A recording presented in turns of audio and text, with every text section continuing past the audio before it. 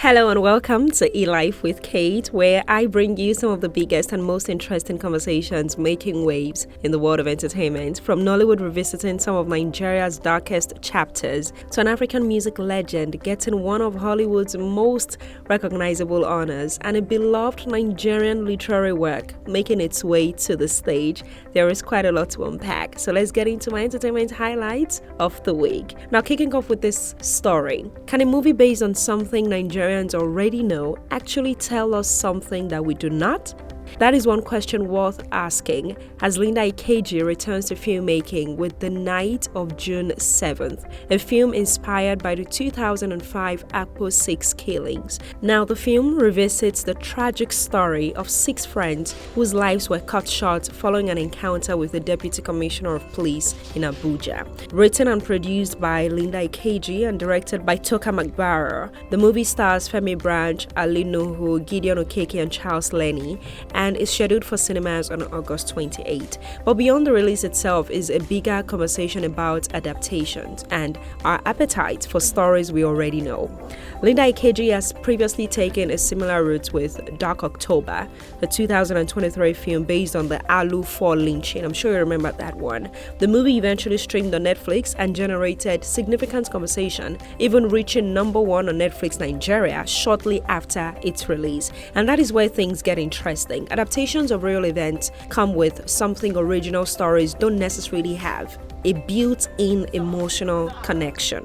Audiences may already remember the victims, the headlines, and even the outrage surrounding the event, but that can also be the filmmaker's biggest challenge. When the audience already knows what happened, what exactly are you bringing to the story? Can you provide context that the headlines left out? Can you humanize people who were reduced to newspaper reports? Can you challenge the way we remember the event? And perhaps most importantly, where do we draw the line between preserving history and turning somebody else's tragedy into entertainment? That question is particularly important because Dark October also attracted criticism over its execution, despite the strength of the story itself. Now, with The Night of June 7th, Linda Ikeji gets another opportunity to demonstrate what happens when a painful piece of Nigerian history is translated from headlines into cinema. The question now is maybe simple. Will the film merely remind us of what happened, or will it make us see the story differently? Let me know what you think about this one. Now, in the same vein, what happens when a story written to be read becomes a story designed to be experienced? Bobo Omotayo's 2011 collection, London Life, Lagos Living, is getting a new life on stage. The work, which explores the experiences of a generation moving between Lagos and London, or should I say London and Lagos, touches on love, class, ambition, identity, and the complicated meaning of home. Now, those themes are being transformed into a musical stage production featuring Kate Henshaw, Linda Ikeji, Gideon Okeke, Olarotimi Fakule, Chioma Chigo, Shola Roberts, and others. The production will run from August 28 to August 30 at the Black Diamond Hotel in Victoria Island, Lagos. But what makes this adaptation particularly interesting is its format. Rather than simply placing actors on a conventional stage, the production uses interwoven monologues, movement, and original music with the audience seated within the performance space. And that makes sense for a story about identity, because London Life, Lagos Living is not simply about geography. It's about that familiar Nigerian experience of existing somewhere between two worlds and constantly negotiating where you belong. But I still have the question. Today seems like question day. When a literary work is adapted for the stage, should the production remain faithful to the original material, or should it be allowed to evolve for a completely different audience and medium? Now, let's bear in mind Tomi Adeyemi's book, Children of Blood and Bone, and the controversy surrounding it. And perhaps the bigger question, again, 20 years after the book was first written, have our ideas about London, Lagos, class, and identity really changed that much?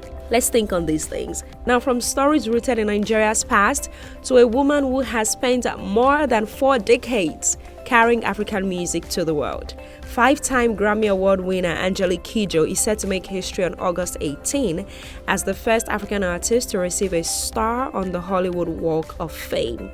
The Beninese icon will receive the 2,854th star in the recording category, joining a list of global entertainment heavyweights honored on the famous Hollywood Boulevard, and this is bigger than 1 star. Kidjo has spent decades proving that African music does not have to lose its identity to become globally successful. So from singing across African and European languages to collaborating with major international artists, she has consistently taken African sounds, African stories, and culture into spaces where they were not always represented. So, while the Hollywood star belongs to Angélique Kidjo, the symbolism stretches far beyond her. How many more African artists should we expect to see represented on that Walk of Fame? And perhaps more importantly, are we finally entering an era where African excellence is not simply being celebrated as an exception, but recognized as part of the global entertainment mainstream?